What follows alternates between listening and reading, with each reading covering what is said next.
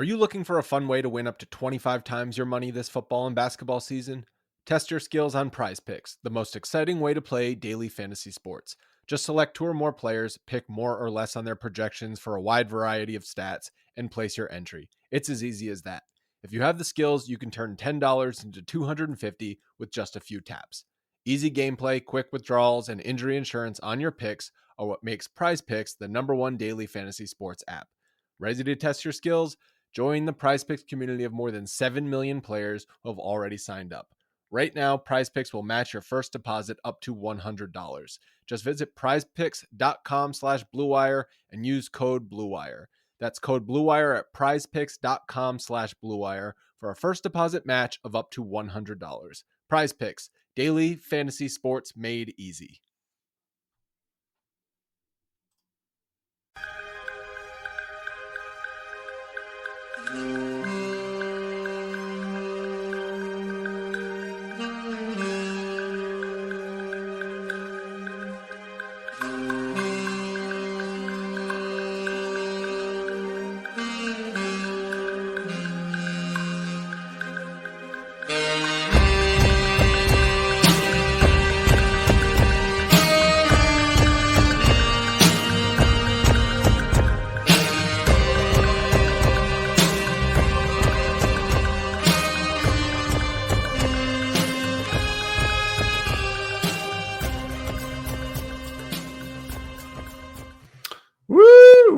Hello, friends. Welcome to Pod Maverick. I'm Kirk Henderson, joined by Josh Bowe. As always, we are editors and writers over at MavsMoneyball.com. We are late tonight, and it's the first time in a long time that it is my fault.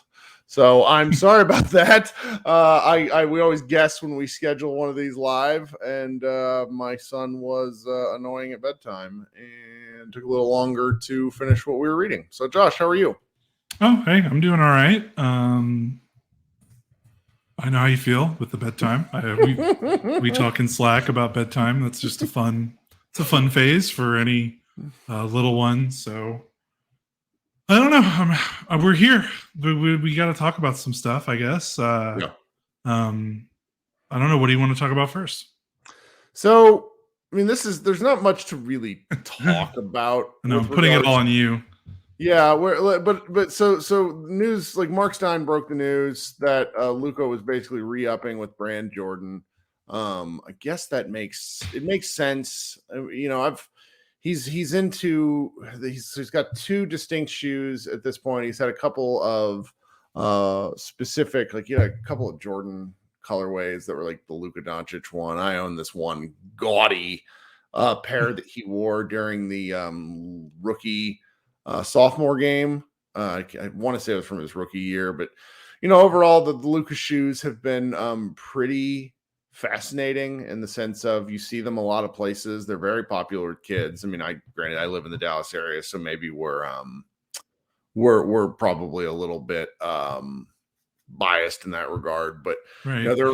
They've got a pretty good entry point for shoes, like $110 I think was what the Luka ones were, which is kind of on the low end, because like LeBron's get up to like $200. Paul George shoes were probably about the same prices as Luka's, but like the player specific ones are always really interesting just because you kind of use them as a bellwether for how popular the athlete might be. That's why like the Paul Georges were odd, but they're kind of a shockingly popular shoe. The Kyries were in my experience up until he moved on to really Nike moved on from him, but his Nikes were among the most popular shoes outside of Kobe's. And so to see Luka's, there was all sorts of like colleges that had a lot of editions where they would get specific colorways.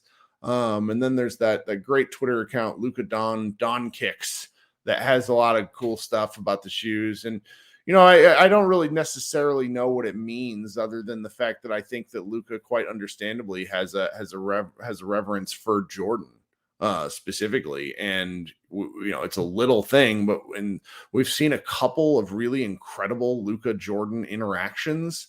Now, granted, Michael Jordan seemed to be having the time of his life at the 75th anniversary All-Star game, but he shared like that long hug with Luka, and I don't know. I just think it's kind of a cool relationship And it's one that's going to continue on, in the form of this shoe deal. I need to see more of the Luka 2s.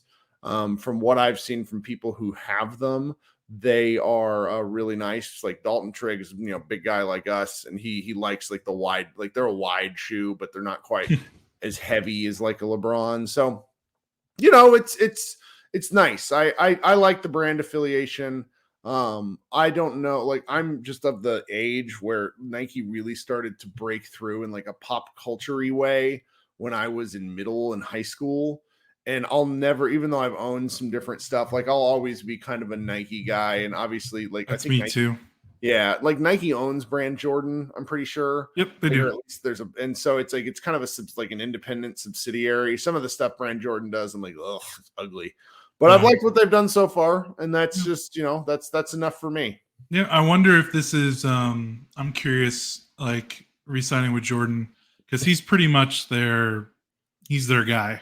So it's, I want to say, there's Zion. Is Tatum a Jordan guy or a Nike guy? Let me Google that. I can't remember. Either way, I'm pretty sure he's like.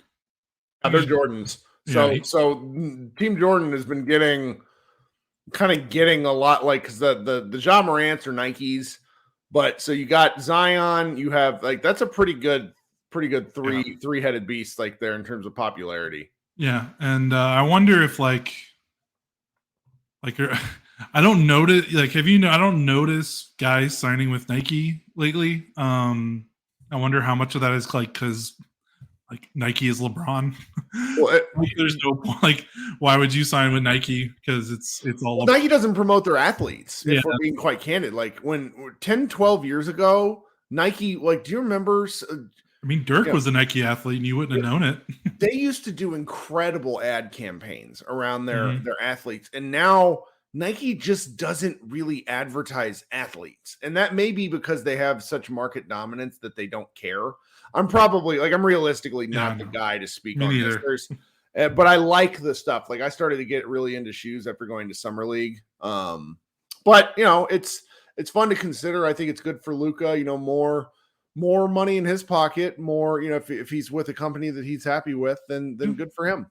Yeah, for sure. Someone in the chat saying Dirk was Nike, and yes, it was one of his 2 sponsorships, Nike and a bank from Germany. And that was my great white whale, Brian, and it was Brian Roby in the chat who did this, there was a Dirk edition of Hyperdunks. Oh yeah. That were so, and I don't know if they were cool because they were cool or if they were cool because I wanted Dirk shoes, but I can't even remember what they look like, but I remember them. And it was just, they're like a holy grail item because I don't think they were actually made for mass consumption. It's like all the different, do you call them player editions? Like the PEs? Like a player colorway. Yeah, like my friend Tyler does a lot, like he knows a lot more about this stuff. And then there were, there's like some of these guys really, that cover the team know a lot more about this than me. I just like it from like a consumer perspective. I'm not really in on the shoe game in that respect. Oh yeah, Marcio says in the chat there was a Dirk Air Force One. I remember that too. But I'm also partial to Air Force Ones. Like just generally, I love those shoes. So I don't know. That was kind of like one of the 2 main bits of news, and then the other one happened a little earlier today. Where the McGee waiving, like Shams Charania said it's basically imminent, which then news broke immediately after that the Sacramento Kings would be interested in picking him up, which just tickled me to pieces. Like it's official too, by the way. The Mavs sent out the press release. Okay. Yeah, I missed that earlier. It's not just a report. It's happened. He has been waived. Okay. Well, and I was meandering. So another reporter that I speak with regularly, like national reporter, basically told me that McGee was out of the league until the Warriors sort of swooped him up as a vibes guy. And now he's just gotten more contracts. And he's a brilliant guy. Like, honestly, like JaVale McGee is a really smart guy. He if you follow his YouTube stuff, he's an interesting guy. I can see why maybe the players liked him after having watched some of that stuff over this last week, just because it's summer and I'm a true sicko. I don't know. I sort of, and this is just pure speculation from game stuff, but I have to wonder if Luka didn't really care for JaVale. There were a lot of incidents over the course of the year where he was just like, the look on his face was, Luka's not like that. He was always a guy, like he'd get mad, but not at people. It was more at things. And there was like 3 to 5 situations I distinctly recall where it was like, oh no, oh, this is ugly, and I didn't even think like the JaVale and he played that badly together. Just kind of like incident. Oh no, they did. I mean, that starting lineup with Luka, it was bad. It was pretty bad. And what's funny is the only other time I can remember Luka getting mad at another teammate like that was DeAndre Jordan, which is like the same archetype, like big man that can't shoot. That's supposed to be like your defensive rim runner guy, not doing the job. And that was probably, kind of what it came down to. And he had those weird, like he catches the ball and flips. How many big men have we watched that love doing that? It's like big men who want, somebody made the point in the last show that I had on Friday that it's like Dwight Powell, the reason he keeps getting chances is Dwight Powell doesn't do the stuff he's not supposed to do. Whereas like DeAndre Jordan, JaVale McGee, all these big guys that are like, hey, I'm good at basketball. And it's like, well, of course you're good at basketball. You're in the NBA, but you're not Luka Doncic good at basketball. Right. It's like, have you seen you can find this for like every guy, but have you seen like clips of Kevon Looney in high school? Yes. He looks like Kevin Durant. Like he's on the perimeter. He's hitting threes and like driving. And it's like, even all these guys are that good. There was like an open run gym this week of JaVale McGee just drilling threes. And it's like, of course, these guys are like the most skilled players alive. Yeah. But when you get to the highest level, you got to find a role, Yeah. So so I think maybe we circle back. We'll see how much life, like I was briefly sort of considering the alts, I made a statement. I really I want to circle back to this because I'm actually thinking about, we had a YouTube commenter, person's probably not living again, or not listening again, but we had a great comment that was essentially like, you guys really seem to know what you're talking about, but you're far too cynical for me. Good luck. One, I really appreciate that kind of candid comment because it's like, I understand this. Like you only have X amount of time to listen and watch stuff. So why would you not? And so it's like, that's in my head and that I don't want to be negative for the sake of negativity. Like that's not any fun. But so if we'll see how long we get into this, but I had an idea of something you and I want to talk about, but maybe we'll circle back to it in the end. I did there were a couple more things that popped up that I've been looking around like while we've been talking. Paul George, who is, in my opinion, Jason Gallagher, hope you're not listening to this. I think Paul George is probably the best player podcaster at the moment.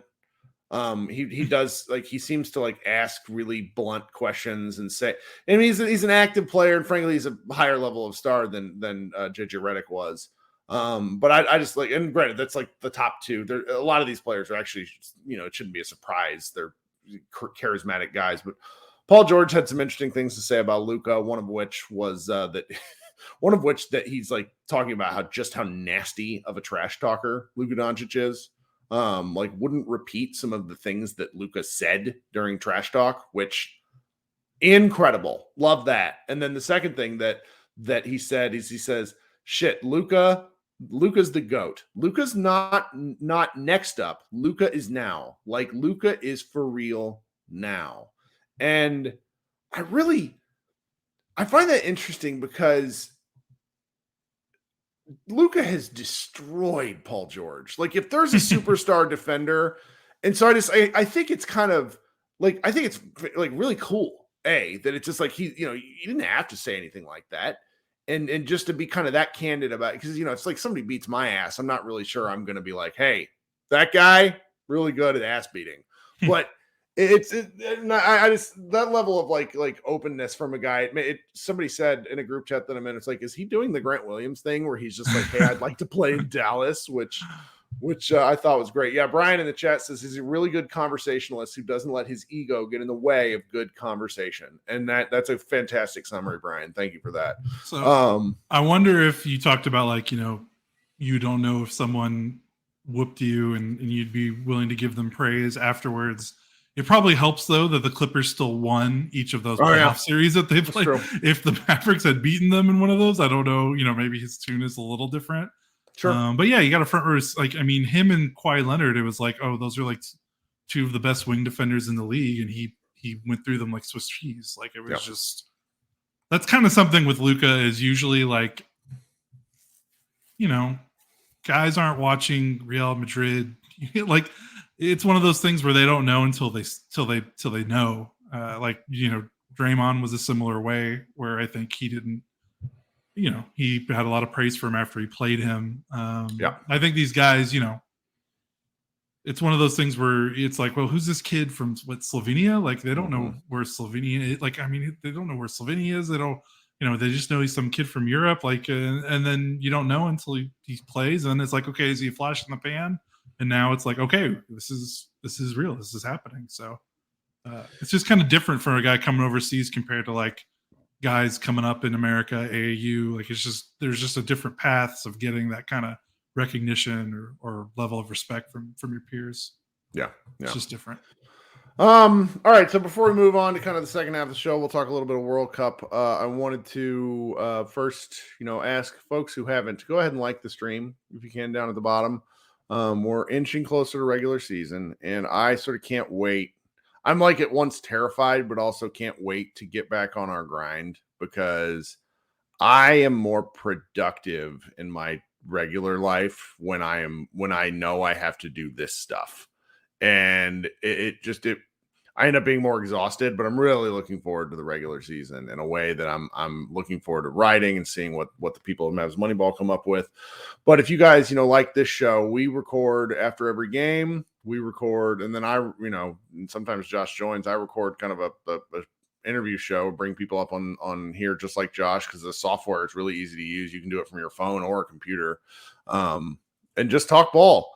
And we're not the most polished people. We're still, Josh is an outstanding analyst. I'm still much more of a fan than him, and so I think we really have fun overreacting to the game to game stuff. I mean, I've gotten a kick out of kind of the rise and fall of the Texas Rangers, where it's like if you're watching this stuff, like game to game, living game to game is fun. It just is. Like, it's emotionally exhausting, but if you're going to invest, you might as well have a good time. And we want you guys to consider subscribing to the show and hanging out with us as often as possible, right? Yeah, of course. Yeah. I mean, it's different for us because we have to talk about it and consume it and do analysis and stuff like that. But if you're a fan, like this is the fun part, is watching games, and if your team loses, you get mad. If they win, you get happy. That's the process. That's right. And we're here for you. Okay, so now I'm going to leave, and then one more thing, and then I'm going to insert some ads on our podcast, like the one where you're listening to the audio show.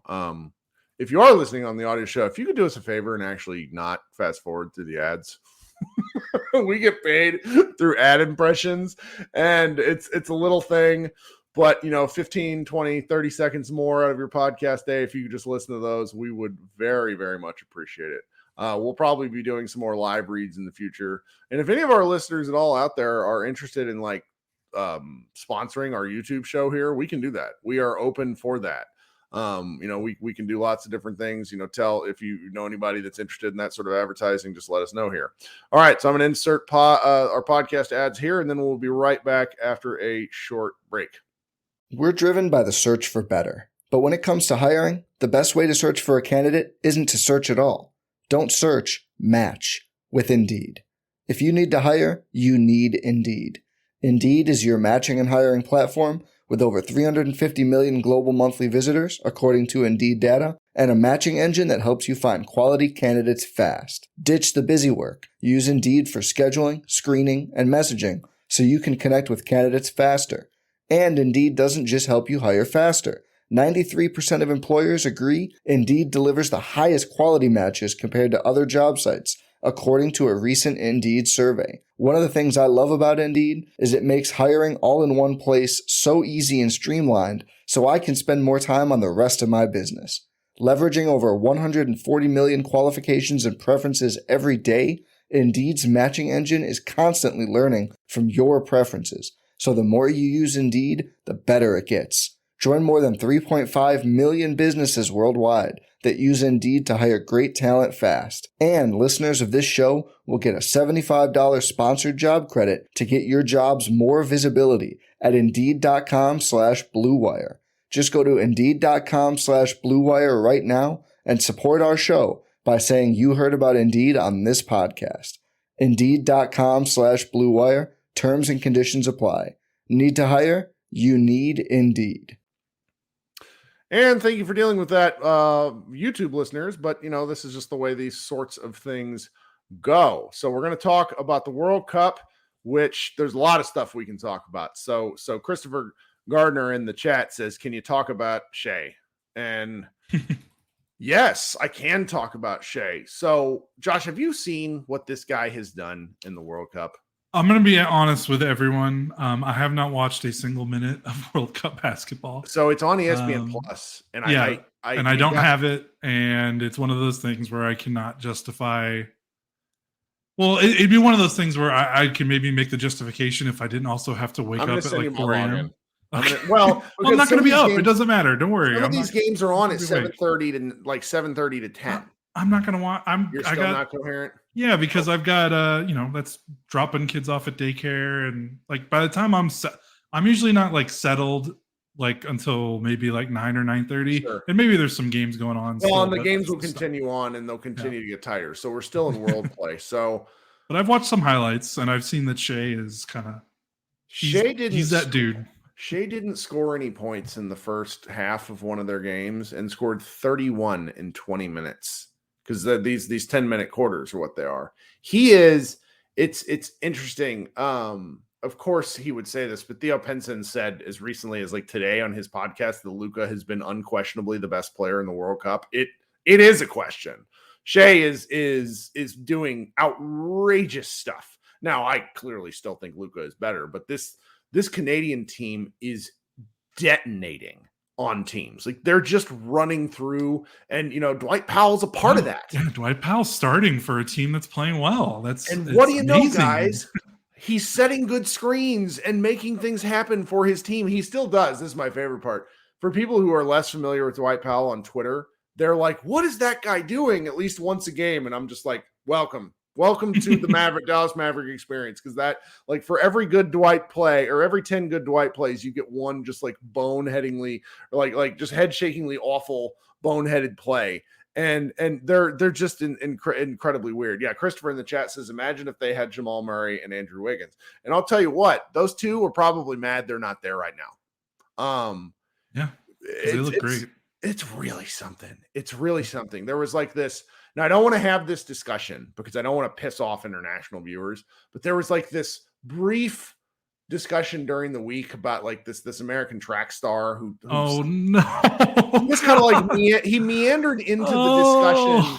No, we're not going to talk about it. I know. Okay. He meandered into the discussion somehow where he's like, this guy's like a gold medal winner, and he just kind of starts talking about like, pains me that the NBA calls themselves world champions, blah, blah, blah, blah, blah. And I've just kind of been thinking about it in the context of these international competitions. And what I see is like, there's something like 60 guys in the FIBA World Cup right now that play NBA basketball or have played NBA basketball. I mean, it's amazing watching some of these international teams. The Canadian team is probably right behind the United States. And if I'm being honest, I think they might beat the United States in a head-to-head matchup just because I think Shea is that much more of a guy than Anthony Edwards. And I think Steve Kerr gets too cute by half in the United States stuff. But yeah, that was an easy segue to talk about Dwight Powell just for a little bit, and that he's playing meaningful basketball in the World Cup. And so that does give me a minute to talk about the second. I've only seen, I missed the opening match, the opening group play match with the Slovenians, but I did catch the second game against Georgia. And in an odd set of circumstances, friend of the program and podcast guest here, and also co-host of the 77 Minutes in Heaven, the worst named Dallas Mavericks podcast on the market over there at The Athletic, Dave Dufour is one of their coaches. So it's like, I knew this because I learned about it at Summer League, but it's still wild to see his big bald head sitting on the bench. And the Georgian team was enormous. It was the size disparity was like, I don't really remember a matchup quite like that wasn't, because it's two very, very good teams. And that was just something else to see. Luka might have played, and this feels like I'm kind of prisoner of the moment stuff, but it was one of the best offense defense games I've ever seen from him. ever seen from him. Like, he played fantastic defense, and it wasn't just because he got 3 steals. He was moving, he was doing, like, he tried to take a charge at one point, which was hilarious. But the Slovenian team, they have some size issues, which can lead to rebounding issues, and they just executed their game plan better. And then Luka Doncic was the guy. It was incredible. I had a great time watching it. It's kind of funny how this Slovenian team feels like the pre-Kyrie trade Mavericks, and just that like lack of size, lack of reliable co-stars, so to speak. Especially, but they got guys willing and who want to take the big shots. I'm not going to try to say some of their names because I'm going to butcher it, but they have at least 2 dudes that definitely think they're making every shot they take. Yeah, is it Goran's brother, Zoran? No, it's a guy. The guy's name that starts with a P is one of them. He has, and then he has blonde tips, which is my wife is just cackling at 7:30 in the morning. Okay, because it's like a 30 something man with blonde hair that's clearly dyed. But it was, I love the when they get going, when Slovenia, and this is all these teams, but when Slovenia gets going, they play with this just sort of like visceral swagger. This guy, Prepelic, and I don't want to mess up the name because the announcers on the FIBA broadcast were so bad, and it was just painful to watch. I really thought Luka was going to start an international incident just by sort of like destroying Goga. He was the big Pacers center for a while, big thick beard. I love it. They play again tomorrow morning. We're recording tonight. They play again tomorrow morning at 7:30 or 6:30 Central Time. So if I'm up with the dogs, I'm probably just going to turn it on. I love it, man. I'm having a great time. No, it's fine. If it was a different time zone, the morning is tough. Like, I would almost rather be like, if it started at like 10 p.m. or 11 p.m. Like, you do it. I'm more of a night owl, so it's easier for me. I'm more of a I never get to fucking sleep, so I'm just gonna awake and be awake and watch stuff. But then we probably should have done this next, but there's Team Australia, and they got something, man. They do. They're gonna be worth watching. Are gonna be worth we have Josh Green, who kind of. I'll just say that, like, the Josh Green, he's having a very Josh Green World Cup. Where he's invisible for one game and then incredible the next game. Yeah, he had a breakout performance against Japan with 15 points, 3 rebounds, and 4 steals in like 21 minutes. He shot 2 of 4 from deep and actually made free throws. So yeah, it's and something. he had that elbow injury, so that I think the Australian coach said after this game, I saw someone tweet it, that like the game before this one, I can't remember who they played. He came off the bench and didn't really do all that much. And then the coach after this game was like, that was purely like bringing him back from injury. Like they were ramping him up, and he was like, we are committed to him being in the starting lineup and like being involved. So like he kind of went out of his way to I don't know if he went out of his way. I'm sure someone asked him a question about Josh Green, but he was very effusive with his praise and commitment to him being a big part of their World Cup. So that's important. That's cool for me. Like, honestly, like, the numbers are the numbers. Yep. I just want to see him get like 20 minutes a game or more in these World Cup games, because I just want to see him play more. Like, it's just, that's kind of been his thing for these first 3 years, is just got to keep ramping up and get consistent playing time, and hopefully the rest follows. It was just a little disappointing to see, like, playing like 13 minutes, 14 minutes. It's like, what's going on here? And I guess, the injury is part of that. So and then there's the barrier was cool. So I have a embarrassing admission. Dante Exum's name, I just lose it, and I can't remember his name. I remember where he was drafted. I remember where he played, but I'm like, who's the other guy that we have? Oh, it's Dante Exum. So I'm on the Dallas Mavericks roster page because I was just like briefly having an old person moment. ESPN has Josh Green listed at 6'7". Like, on what plane? Like, and then it says Dante Exum is 6'5". Like, Exum is bigger than Josh. What are we doing? Anyway, Exum has been, woo, bub. I am cautiously optimistic about him. I'm not like superstar minutes or anything, but like, opportunity to regularly contribute minutes, excitement. Does that make sense? Yeah, he didn't really have a great game against Japan. What was it? It was the previous game where he was Previous game, yeah. basically he scored or assisted on a bunch of stuff in a row where it just really looked like he had control of the game. Seems like they trust him. Yes, to be on the floor for big moments, which is pretty. And that sort of thing is fascinating to me because that's where, who do you trust in a big moment with the Dallas Mavericks moving forward? And at the moment, I think a lot of guys are going to have to prove themselves. Yeah, and especially with, the fact that he's still able to get, again, these are 40-minute games, so, readjust your minutes expectations. But the fact that he's still able to get, 16, he's averaging 18 minutes a game through 3 games. And, Australia has Josh Giddey, great players, Patty Mills, they're great, and Joe Ingles. Like they got a lot of guys that can kind of do things that he does in terms of being like a ball handling point guard, defensive, guy. Like, they've got guards, they've got guys that play his position that are starting ahead of him. And the fact that he still finds his way into getting minutes, I think, and they're winning those minutes that he's playing. Like, I think that says a lot about his floor game and kind of how much faith and trust they have in him. So we got 2 comments that I think that are interesting in the chat. One from, I don't want to butcher my man's name, Marcio. I hope I'm saying it right. Worry about him staying healthy. I think that's completely fair, given his history. An ACL tear really took it out of him. But we're not relying. The Mavericks aren't going to rely on Exum. Everything from Exum at this point is a nice bonus. So that's something that we're into. And then Mahalo says, and I'm hoping I'm saying that name right. He says he was big during the finals with Partisan KK, and that just being able to play in some of these crazy European finals stuff where the crowds are just so much better than the American ones. I'm looking forward to that. I'm really, really looking forward to that. So it's just, if he gets any opportunity to play, I think Jason Kidd will like him. It's nice. And so here's the next fun part.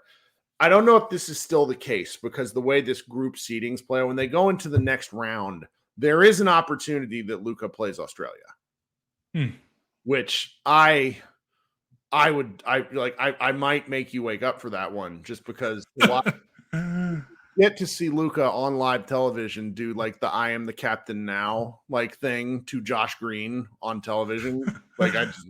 Now here's the sneaky thing that I'm going to be petty and correct on. You know who's been bad at the World Cup? Bible. Yeah. Now it's a different form of basketball, but it's like everything else where I've been on this kick lately where it's like, if you don't watch a guy and you don't know much about a guy, you don't got to say whether you think the guy's good or not. I honestly hadn't watched a ton of Thibault, but every single Sixer fan who I like and actually think is not crazy, because there are a lot of Sixers fans, said that this guy was like actively meh, and that his gambling allowed, like, he was protected by Embiid basically, and then he's and so that happened. But neither here nor there. The Mavericks moved past him. I mean, it probably would have been nice to have the additional wing depth to have Thibault, but but it also means they would have played him, right? So those minutes have to come from somewhere, And it's tough. I'm glad they didn't sign him, is where I'm going to land.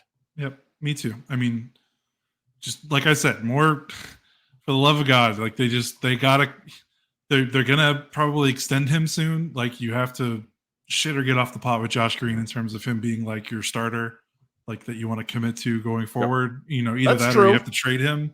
And the idea that like Thibault would like siphon off like 5 minutes a game from like Green's chances, like that was just like, I didn't like the idea of that. So I wanted to give a quick shout out. If you're on Twitter, there is my friend. I met him at Summer League at the Mavs blog on Twitter. I love that he's at the Mavs blog, but he doesn't actually have a blog. He has a YouTube channel. The YouTube channel is the same thing, at the Mavs blog. He has more subscribers than we do. So, me shouting him out does one thing, but he's been doing a lot of FIBA coverage, which I'm grateful for it, but I also hope he doesn't get shut down because FIBA is extremely litigious. But if you want to give him a follow and watch, he's doing a lot of the like clipping of stuff that's happening in these games. And if you're missing them, that's where you can see some of the highlights. So yeah, that's been helpful. I've definitely seen him retweeted into my timeline a couple of times. And as someone, like I said, as someone it's difficult for me to get to these games at the hour that they're played at. Any highlights, clips, breakdowns, always appreciated. Yep. Well, so we're at about a half hour. Oh, this is a good comment, so I'm going to share it just because I think it's worth a brief discussion. Vroom in the chat says, Mavs need to seal the deal with go get Jarrett Allen. In an ideal world, yeah. I just don't think the Mavericks want to expend what it would take to get him. Yeah, I don't think so either. I mean, it might happen during the season where they look at the roster and they're like, all right, we really do need a real center. But it's something else. Oh, this is another good one. Someone in the chat says, can we talk about France? France has poor France. If they were not hosting the Olympics next year, they might not get to go because they lost their opening two They're games. Out of the World Cup. They got destroyed by Canada, and then Latvia with Kristaps Porzingis there and rooting on his countrymen, which is so fucking cool. Like I've criticized KP so much over the years, but like him being there when he didn't have to be, I think it speaks a lot to what is important to him. And so watching him with his like begrizzled beard, I saw this one clip of like the camera was on him as they were, and then it was like on top was the game, and you just like watching his face, the emotions when the France wasn't able to seal, to come back and win was really something else. Had a great time. Just good for them. Good for Latvia and LOL France. I say that simply because next year at the Olympics, the French could have Rudy sitting on the bench with our guy down in San Antonio, Victor Wembanyama, and also naturalized dual citizen Joel Embiid. Which beating laugh at him all you can is basically what you're trying to say. Right. Because I mean, if I'm those guys, I play like Embiid at small forward and just like throw all three of them. But like Rudy was just. They're just games where it's just like, I'm really glad the Mavericks never went all in on Rudy because when he's bad, he's awful. He's just awful. Yeah, because I mean, he's, it's his archetype of player has kind of a ceiling, and like if it's not working, like he doesn't have he is who he is, you know what I mean? He had one shot in the game, I think. One shot. And it's just like, you can't be that big and that useless on one end of the floor. You just can't. Again, this is why I don't like spending money on I don't spend money on centers unless they're like that Embiid yoke, unless they can do stuff, you can. This is why Dwight Powell is around and still keeps getting contracts because it's like, I guess I'd rather pay, people are like, I'd rather have Powell at 10 million than, Gobert might be the worst contract in the NBA right now. Maybe him or his teammate Karl Anthony Towns. I don't know. That's right. Not sure which one. So. All right, so we're gonna get off for the night. I'll probably be back Friday. We have kind of a lively show. It was like an hour and 15-minute show with all sorts of people coming up to come hang out. And I had a great time. So we'll probably try to do that again because I'm taking a half day Friday. And so please be willing to join us in there. Bring your questions, bring your comments. Like if you just have a take you want to get off, I am happy to just step back and let you cook. This is a fun opportunity to hang out and talk a little ball during the dead zone of the NBA. Josh, do you have any fantasy football ahead of you? Yeah. I mean, I'm basically only in one league now, and we draft this weekend. It's the league I've been in since 2000 and I don't know, since junior high, really. That's outstanding. So not everyone is. There's only I think 4 or 5, maybe 6 of us that have been there since the beginning, but yeah, it's pretty important. I will say this. I've never won a fantasy football championship, and I won not last season, but the season before. And I have to admit, fantasy football used to actively stress me out. I really cared about it. And now that I've won, I'm like Dirk the year after he won the title, that 2012 year after the lockout. I'm just cruising. It's cool. No worries. I finally reached the mountaintop. I'm okay. I like it.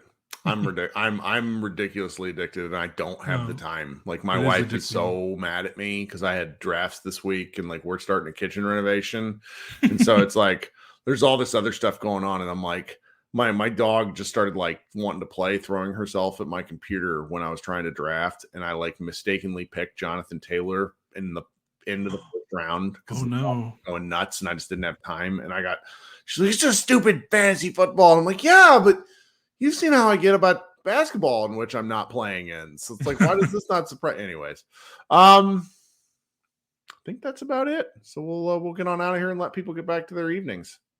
Cool. Sounds good. All right, Talk to guys. you Kirk later. Anderson, Josh Bowe, please like, subscribe, send us emails. We do have the great Pod Maverick podcast at gmail.com. I really like getting emails. I will answer questions to start shows. I will also field complaints if you think we suck. I do like interacting with most, just about everybody I come in contact with here because it's just people wanting to talk basketball. We will be back a little later in the week. Thanks so much for spending part of your week with us, and we will talk to you soon. Go Mavs.